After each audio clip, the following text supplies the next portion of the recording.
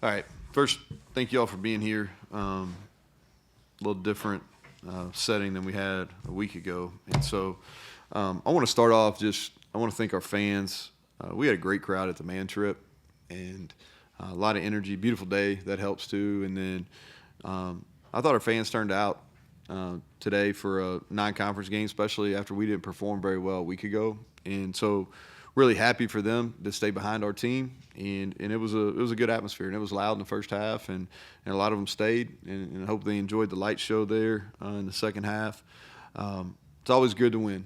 It's hard to do, and my man Tony Caridi told me yesterday or 2 days ago that less than 3% of the year are game days, and that kind of resonated with me, and so I trumped him. I said 1.9% of them are home games. And so when we get those opportunities, we need to enjoy them, and winning's hard.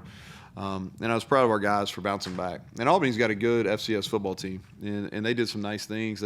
They minimized possessions. They held the ball.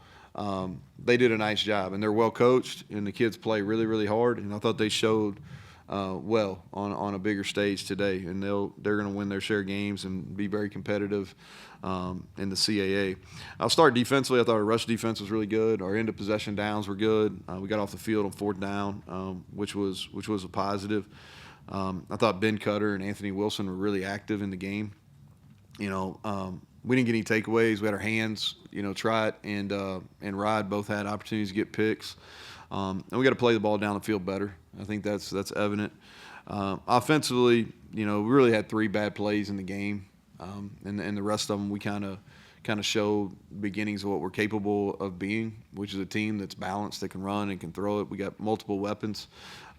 Garrett had a ball slip out of his hand and then made a poor pass on one possession there where we punted. And then Jaheim learned a hard lesson, man. You got to hold the ball the right way, and he had it out the whole run, and it was an explosive run, but they got it out. And so really 3 bad plays, but we were 5 for 5 in the red zone, and that was a huge flip from what we did a week ago. We had 200-yard rushers. I thought we threw and caught the ball quite a bit better than we did a week ago. And so, and then on special teams, did a nice job. We were able to play a lot of people on special teams. Played more on defense than probably offense just because of how the game went. I wanted to get more guys in.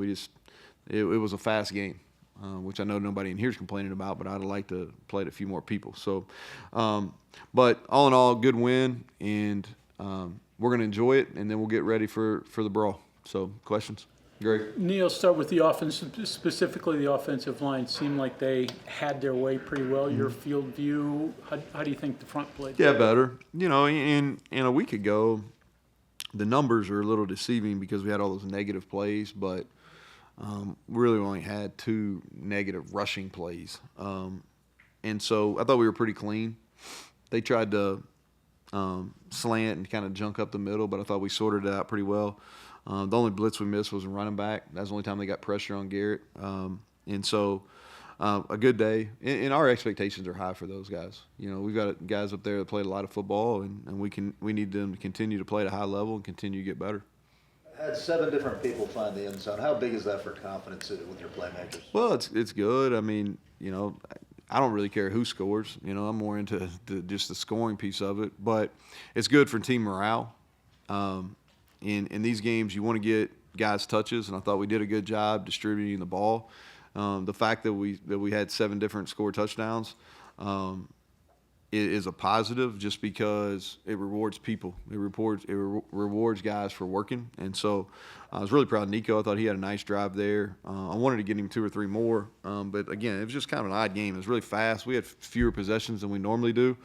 We only ran 58 plays, and so. But I was proud of him because I thought he was really efficient in how he navigated. He had a really tough read on his touchdown run, and he made the right decision. After a kind of a rough outing against Penn State, how would you evaluate the wide receivers beyond just the numbers, getting separation, getting open? Yeah. Well, it wasn't kind of rough. Like, the whole team was rough. Like, you're right, Mike. It's fair. The whole thing was rough. Not just the wideouts. Really every phase of it except special teams. Though we got good players at wideout, and we won last week against man coverage.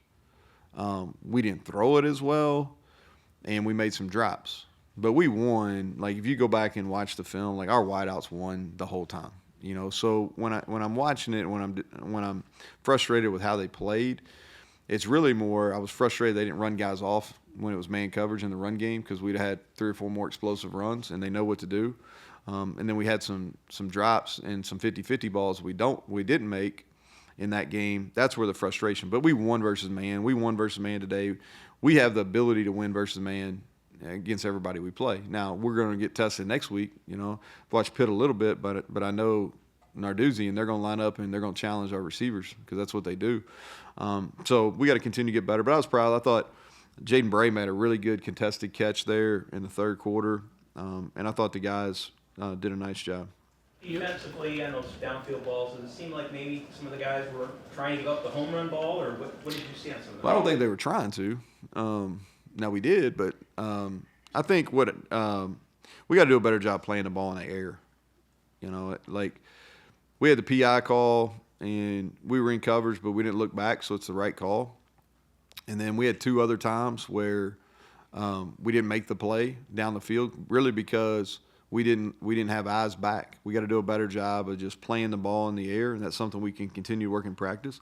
And here's the deal: number 7's a good player. You know, he's a really good player, and he made 2 really. I mean, he started at Oregon, and they're not in the business of signing bad players, and he can play. He can play. He was really good last week in their first game, and he made a bunch of plays today, and he's a good player. And he made 2 really highly contested plays. One of them was on a bender in the second quarter, and the other one was the first play of the third quarter, first play of the second half. Those were big time plays. Disappointed you give up 3, third and 15 plus. Yeah. That's an obvious yes, right? And we went into the game. We wanted to play more man coverage, and we did. And that's what we were in on 2 of those. And so we got to mix it up. You know, you kind of pick and choose what you're going to do in these games. And sometimes you need a tendency break. Sometimes you need a trial and error, which you can do. And so we learned some things we can do. We learned some things we can't do.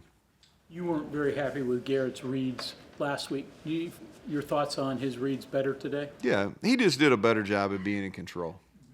You know, he just got real almost too high. He's excitable.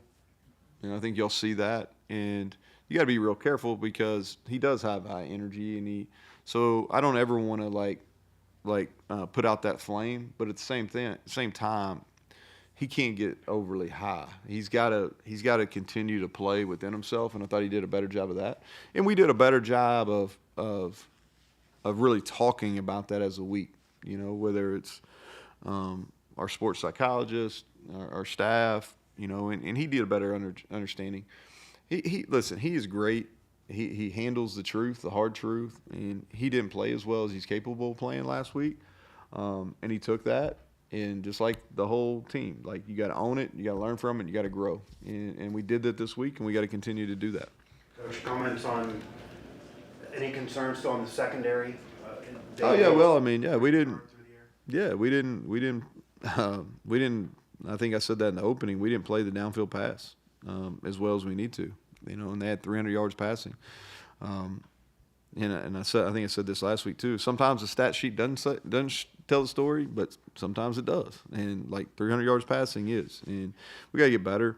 I didn't think we played real fast back there, you know. And so we got to figure out why that is. We didn't play real fast. Now we did a much better job getting aligned, and we did a much better job of handling their formations, but we didn't play the ball in the air very well, and I didn't think we played real fast. You know, coming off the goal line, that's something you guys rehearse a bunch, right? But then you get in the open field and, I don't know, look like you try to play with tempo and just do different stuff. How do you balance out, like, the stuff you know you're good at to get out of there, and then to get to the stuff that is different but still effective? Yeah. So that was the first time. I think it was first. Well, I know it is because I was asking Monty. That's the first time we went 99 since TCU here during COVID in 20. Yeah, so what you do is you have a plan for what you're going to do getting off, you know, and we practice that twice during the week, and we usually stick pretty close to that. And then really once we get off where you're not going to get a holding call in the end zone or you're not going to have potential grounding, or you can get a safety. So that's usually around the 6-yard line. We just play it normal and just go, and that's kind of how we did it tonight too. Probably a simple question here, but that right after the goal line stand, maybe not what you Yeah. wanted to see, but you needed that, I'm guessing. Yeah, we did. I don't necessarily think the game was in question, but that was a huge flip of it. You know, like that stop, and then us going ahead and scoring put the game out of reach. And so now probably the ball should have never gotten down there, because 2 of those third downs we just talked about were on that drive. And so, but it was a great goal line stop. I thought we were really good on 4th downs today on both sides. And so, you know, talking about stats, that's one of the stats that they should have is an end of possession stat, not necessarily 3rd and 4th downs, because you look at it, you're like 1 of 6 on 3rd downs, but we really only didn't make 1, you know. And so it's a little misleading sometimes. But I thought our end of possession downs on both offense and defense were positives today. Neal, what do you think about that second defensive line rotation? Just your evaluation, and T.J. Jackson, is he a guy that could move around potentially position-wise? Yeah, T.J. Jackson's really active, man, and I think he's been a positive pickup. He works every day. Really proud of him. He's been active both games. He was one of the high points against Penn State. He just didn't finish on the quarterback, but he really moves. He's our best move guy we've had since Darius, and so he's a really good player. And we got those guys. Sonny Redwood's coming on. You know, I thought he did some nice things following up a really successful bowl game. He did some nice things against Penn State. It's hard to tell O-line, D-line until you watch the film, but those guys, we have a lot of confidence in them. Miles Burkett seemed like he had a lot of arm talent. Just what'd you see from their quarterback? Yeah, he did a nice job. Played a lot better than he did in week 1. And he's a kid that was a Power 4 transfer. He came in from Wisconsin. I thought he was tough. That's probably the best compliment I could give him. I thought he was tough. He took some hits and did it. Their center was a little off on his snaps. He had to handle some of those and still threw the ball. And I thought some of his seam balls were good, were really big-time throws. Any news on Eddie Vestrin? Yeah, I think we're got an MRI. They got it back, so he'll probably be out a few weeks. We'll kind of determine how long. I'll know better on Monday. CJ and Jaheim both hit the 100-yard mark rushing. Would you say that was more on the running backs being hot or the O-line doing their jobs, or both? Yeah, I think both. Yeah, both. I think in the run game, it's always it's really the team effort, the schematic piece of it, and then the athlete carrying the ball, right? And so the team effort of it is it's offensive line, tight end, and receivers, you know, because most of the schemes that we're doing tie in the receivers a lot of times at the point of attack. Then there's schematic, you know, putting them in a schematic advantage, which is what you try to do in the run game. And the third thing is the athlete, right? And so both those guys are high-end players, but I think it was a compilation of all three tonight. Albany only had 29 yards on the first 3 series. Anything you can pinpoint as to why the defense has been better early in these first 2 games? No, I think that's not unique just to our defense, because a lot of times offenses just take a little while to get into a rhythm a little bit. And so I thought we came out and played really fast early. And then here's the other thing, too, is they started taking shots down the field, and that's where they had success. You know, the first 3 or 4 kickoffs all went into the corner. Is that Well, we're trying to kick it there. We're not trying to kick it out of bounds, but we do want to there's an advantage to kicking it in the corner.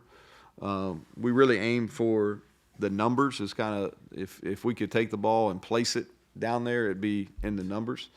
But he didn't. I think he was trying to overplay the wind. I don't know if y'all could tell in the press box, but the wind was kind of circling a little bit.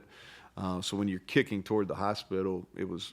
And I think he overplayed it and kicked it out of bounds. But we are trying to pin them down there. That way we can get our coverage lanes down into that corner. that strategy just it takes away half the Yeah, it takes away half the field, yeah. And we run really well in that unit. We've gotten a lot better. You pleased with your punt team the first two weeks? I mean, Yeah, I wish we didn't punt today, you know. And so, but, yeah, Ollie's playing well. You know, his family's in from Australia, and he's performing well for those guys. So I'm proud of him. And then we do a good job with our coverage, too. Like our gunners, like those are kind of the hidden guys behind that.